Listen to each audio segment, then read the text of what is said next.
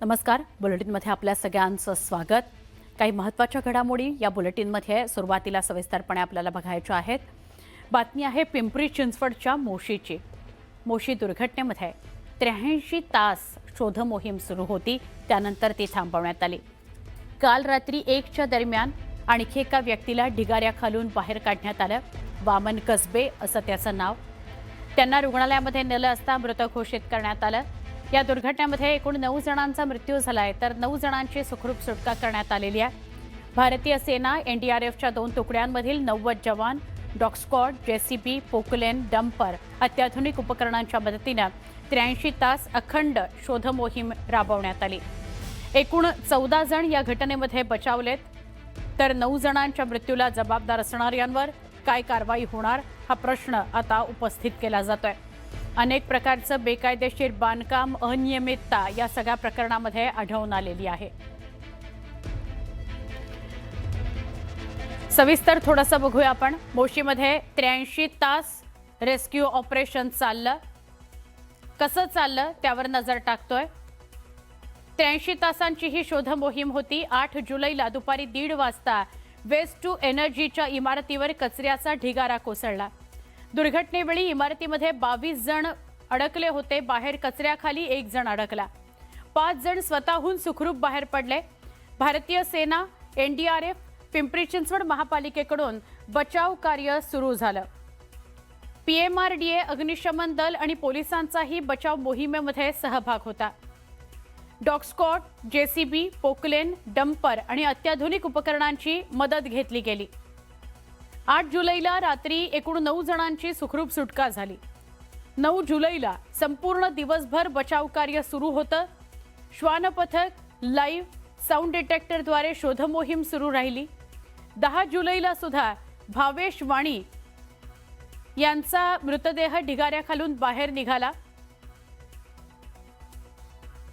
11 जुलैला दुर्घटनाग्रस्त इमारतीचा कॉन्क्रीटचा भाग तोडावा लागला आणि मग आत प्रवेश करण्यात आला. 11 जुलैला रात्रीपर्यंत 7 जणांचे मृतदेह बाहेर निघाले होते. 11 जुलैला मध्यरात्री 1 वाजता कचराच्या ढिगाऱ्याखाली वामन कसबेंचा मृतदेह होता तो सापडला. दुर्घटनेमध्ये एकूण 9 जणांचा मृत्यू झालाय. 9 जणांची सुखरूप सुटका करण्यात आली. 12 जुलैला 83 तासांनंतर सगळ्या बेपत्ता व्यक्तींचा शोध पूर्ण झाल्याचं सांगण्यात आलं.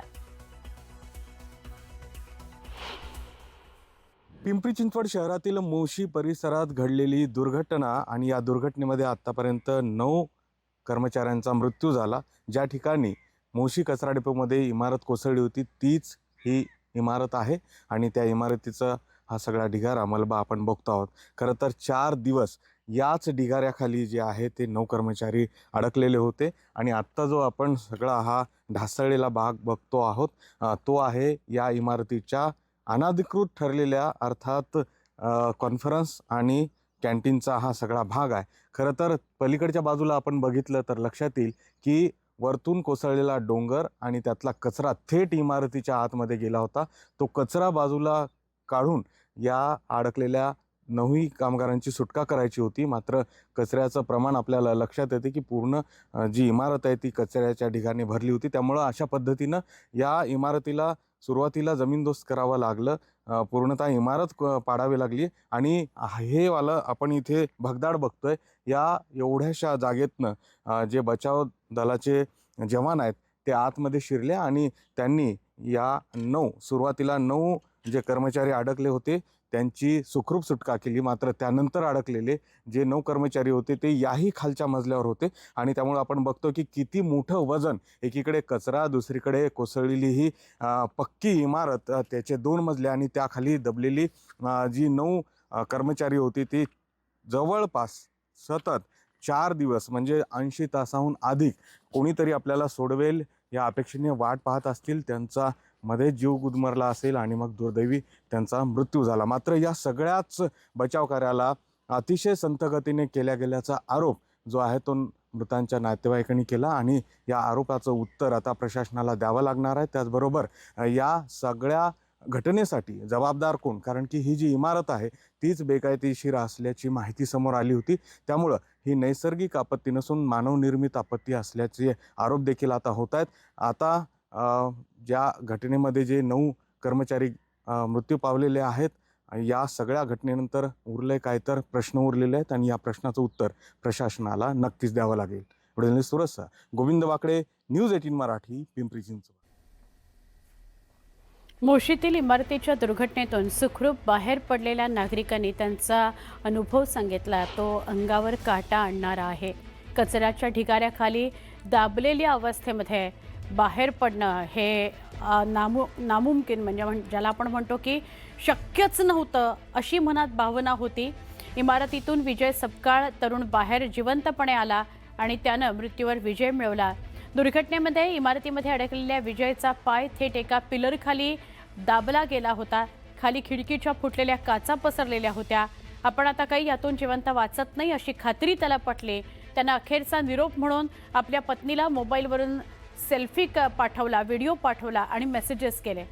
पण बचाव पथकाच्या अथक प्रयत्नांमुळे तब्बल 11 तासांनंतर त्याला ढिगाऱ्याखालून जिवंत बाहेर काढण्यात आलं. रुग्णालयामध्ये उपचारादरम्यान जेव्हा तो शुद्धीवर आला तेव्हा समोर उभी पत्नी आणि मुलीला पाहून त्याला अक्षरशः अश्रू अनावर झाले. काळजाचा थरकाप उडवणारा हा प्रसंग होता. विजयचा हा पुनर्जन्म आहे असं तो म्हणतो. ज्यावेळेस दबलेलो होतो, दीड पावणे 2ची वेळ होती, तेव्हापासनं 10:30 पर्यंत माझ्या पायावरती ते वजन होतं स्लॅबचं सगळं काही. वाटत होतं कोणीतरी येईल. ती टीम आली पण होती, रेस्क्यू टीम आमच्याकडे 7 वाजता. पाणी वगैरे देऊन गेले, ते एअरबॅग ठेवून गेले. पण त्यांनी ती कंडिशन बघून ते बोलले की आम्ही येतो. पण ते त्या मदत कार्यास त्यांचं चालू असल्यामुळे त्यांना येणं जमलं नाही, आले नाही. आले नाही. शेवटी फायनली मी वरती गेलो, त्यांना आवाज दिले. माझे 2 जण अडकलेले होते खाली. त्यांना म्हटलं तुम्ही खाली या, त्यांनाही वाचवा. आणि त्या क्षणी माझा जसा मोबाईल निघाला ज्यावेळेस, त्यावेळेस मी वाईफला मेसेज करून ठेवला होता आणि मी शेवटचा एक सेल्फी पण काढून ठेवला होता.